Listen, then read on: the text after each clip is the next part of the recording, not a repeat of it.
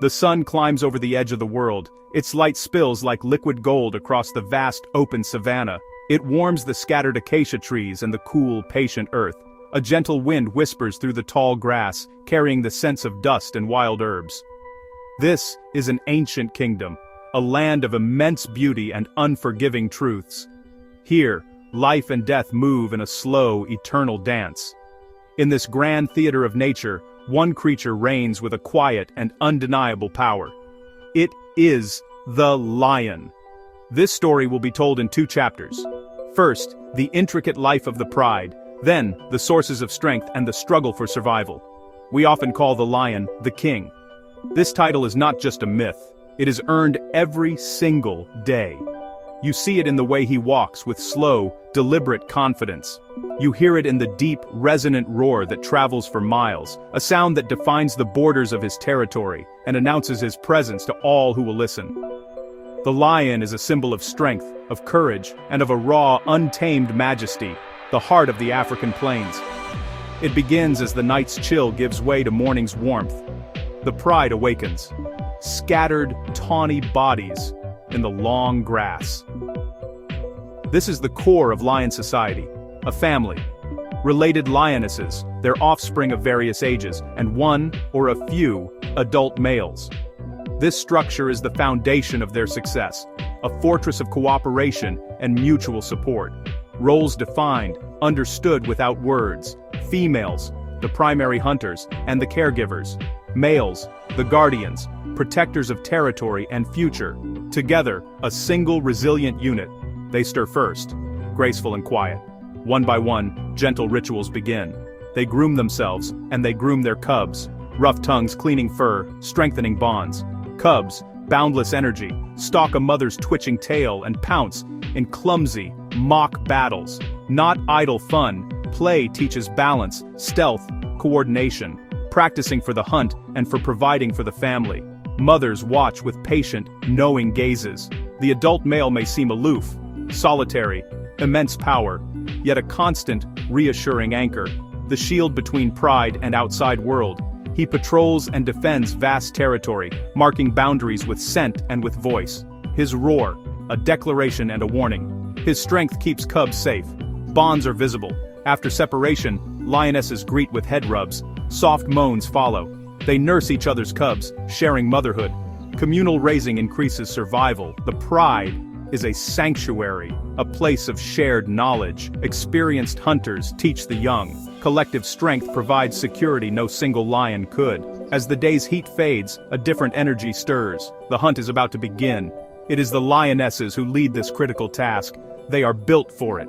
Lighter, more agile, and masters of teamwork, the hunt is a silent conversation, a plan executed with subtle glances and shifts in posture. It begins with one lioness moving out, her body low to the ground. She scans the herds, zebra, wildebeest, seeking a sign of weakness.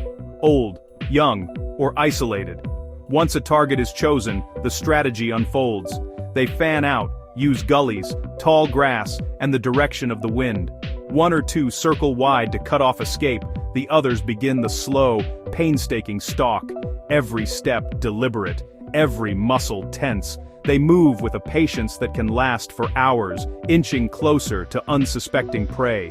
The air grows thick with anticipation. The rest of the natural world seems to hold its breath, waiting for the inevitable explosion. The final moments are a blur of speed and power. The lead lioness initiates the charge, a signal for the others to close in from hidden positions. The herd erupts in panic, but the trap is set. They work to separate their chosen animal. Powerful legs drive short, explosive bursts. A final leap, a powerful swipe, and a precise suffocating bite brings the struggle to an end. It is a raw and difficult sight, but it sustains life. After the kill, the pride's social order is reaffirmed. The male, who may not have hunted, often claims his share first. His well-fed power keeps the pride safe. Then the lionesses feed, and the cubs come last, learning their place amid the noise and squabbles.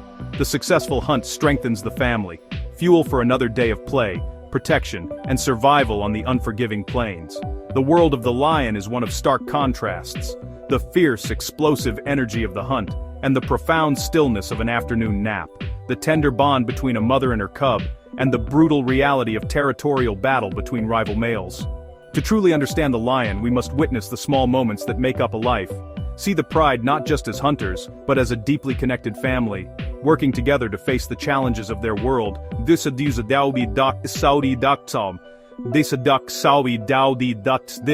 where their true power lies. This journey takes us deep into that world.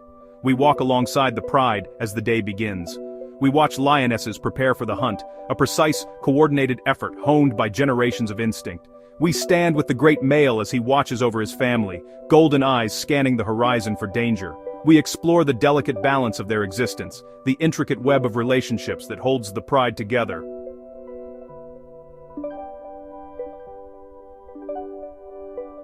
And the awesome responsibility that rests on the shoulders of its king. You see it all around: power, family bonds, and the will to live. The lion, the heart of the savanna, delves into the symbols of strength, beginning with the lion's most famous feature, his mane. The mane is far more than ornament, it is a story written in hair. It begins around a year old and develops in size and color for years. Its primary purpose is to make a male look larger and more intimidating to rivals. In confrontation, he arches his back, bristles his mane, and creates an imposing silhouette that can end a fight before it starts. Color and fullness signal health. Generally, darker, fuller manes are linked to higher testosterone, a more formidable fighter, and a more successful breeder. Lionesses often prefer long, dark manes, instinctively choosing partners with strong genes and the greatest ability to protect future cubs. But the crown comes at a cost. A large, dark mane absorbs more heat, risking overheating during long chases or prolonged fights, nature's balancing act. The mane also protects. Opponents target the head and neck. Dense hair can absorb impacts. Not perfect armor, but often the difference between life and death. It reunites scattered pride members after night hunts, broadcasts dominance, and marks ownership across the land. When roaring is not enough, challenges come. Nomadic males seeking a pride, or neighbors testing borders. First, intimidation. He stands tall, mane flared, bearing formidable canines, voicing deep, guttural growls, a chance for retreat without blood. If posturing fails, muscle and fury explode. Bites and claws target face and neck. Even with a mane, injuries, broken teeth, deep gashes, eye damage can be severe. The victor wins territory and the right to father cubs. The loser, if he survives, is cast out to a solitary life until he heals or dares another challenge. The reign of a dominant male, or coalition, is never permanent. Pressure from outside is constant. When young nomads find a territory holder they can defeat, a takeover is inevitable, violent and disruptive. To secure his lineage, a new male may kill existing cubs. A brutal act with a biological purpose. Lionesses return to estrus sooner, and his genes continue. The loss is devastating, but survival instincts take over. Lionesses mate with the new leader, a new cycle begins. Under a new king, the pride stabilizes. He guards the lionesses he once fought, and the cubs he now fathers. Years pass, strength wanes, scars and old injuries ache. Eventually, he cannot defend his realm. Driven from the pride, his life becomes solitude and hardship. Many old kings die from hunger, or wounds of their final battle, the cost of the crown.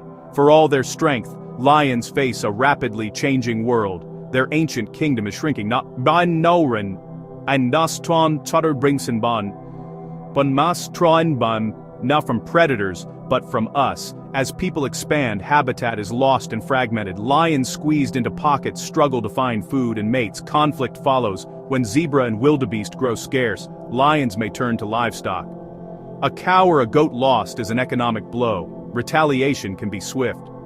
Hunting and poisoning drive declines. Lions struggling to survive are seen as pests, not kings. Poaching persists. Snares, trade in bones and parts. Roads and fences that sever movement. Isolated populations lose genetic diversity. Disease risk rises. The roar grows quieter. Across Africa, lion numbers have dropped dramatically. They have vanished from over 90% of their historical range. Yet there is hope. Conservationists, scientists, and local communities are working together to coexist with lions. Large, well-managed national parks and reserves provide the space and prey lions need. Rangers deter poaching. Vets and biologists monitor health. Science guides solutions. GPS collars reveal movements, diets, and conflict hotspots. Data identifies corridors to keep prides connected and genes flowing. Local innovations save lives. Stronger night enclosures and specialized guard dogs prevent losses, changing attitudes from hostility to tolerance. Where living lions bring jobs and income, communities have powerful incentives to protect them. These efforts are slowly turning the tide. We have journeyed through the lion's world, seen the sun rise on his kingdom, and watched the silent, coordinated dance of the hunt. We have felt the power of his roar and understood the heavy weight of his crown. The lion is a breathtaking paradox, fierce warrior and gentle father. As a top predator, he keeps herds healthy and grasslands thriving, a crucial architect of a beautiful, balanced landscape. His survival mirrors our choices. Will we be a force of destruction, or guardians who protect the natural world and its magnificent creatures? Across Africa, people show a better way is possible. Respect and understanding build bridges. We have the knowledge and the ability. We only need the will. In quiet moments, listen for the echo of that ancient roar, the voice of the wilderness, powerful, beautiful, and fragile. Protecting the lion is preserving a part of ourselves. If this journey moved you, subscribe and stand with the king of beasts, the heart of the savanna.